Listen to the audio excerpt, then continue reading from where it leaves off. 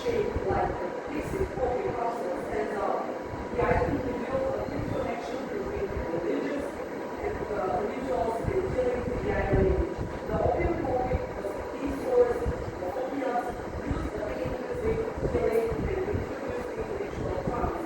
It represents a fusion where archaeology, myth, and medicine intertwine. The power of this plant is not merely a medical discovery, but an ancient legacy preserved in Italian roses, where opium shared tendencies served as a symbol of health and youth.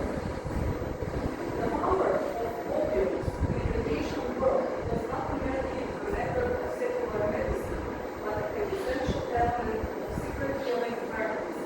While the Mediterranean world reflects the cultic phenomenon through the mighty and holy goddess in Greek, the Central Balkans offer their own indigenous and deeply fascinating archaeological expression. On the soil of present-day Macedonia, at the heart of Permian Iron Age culture, the power of the opium receives lasting materialization. Chemical analysis of the holy cross shaped